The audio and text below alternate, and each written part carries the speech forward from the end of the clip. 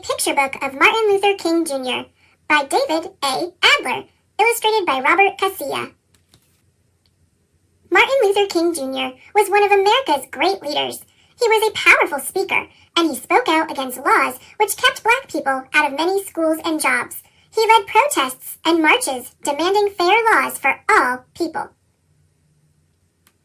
Martin Luther King Jr. was born on January 15, 1929, in Atlanta, Georgia. Martin's father was a pastor. His mother had been a teacher.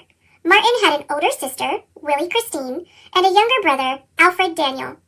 Young Martin liked to play baseball, football, and basketball. He liked to ride his bicycle and to sing. He often sang in his father's church. Martin center, with his brother Alfred Daniel left, and his sister, Willie Christine, right. Young Martin played in his backyard with his friends. One day, he was told that two of his friends would no longer play with him because they were white and he was black. Martin cried.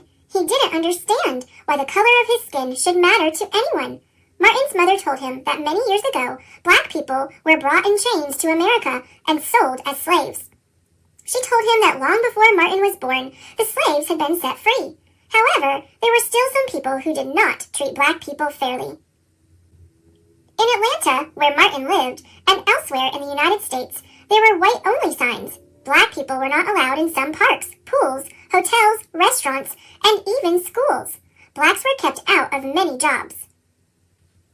Martin learned to read at home before he was old enough to start school. All through his childhood, he had read books about black leaders: Frederick Douglass, Harriet Tubman, George Washington Carver.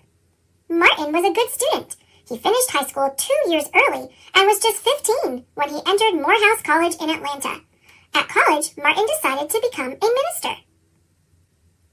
After Martin was graduated from Morehouse, he studied for a doctorate at Boston University. While he was there, he met Coretta Scott. She was studying music. They fell in love and married. In 1954, Martin Luther King Jr. began his first job as a pastor in Montgomery, Alabama. The next year, Rosa Parks, a black woman, was arrested in Montgomery. She had been sitting just behind the white-only section on a bus.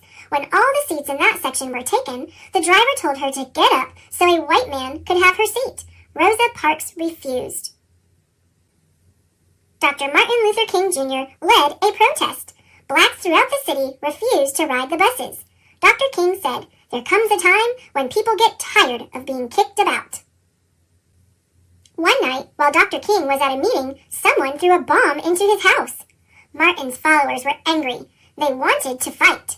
Martin told them to go home peacefully. "We must love our white brothers," he said. "We must meet hate with love." The bus protest lasted almost a year. When it ended, there were no more white-only sections on buses.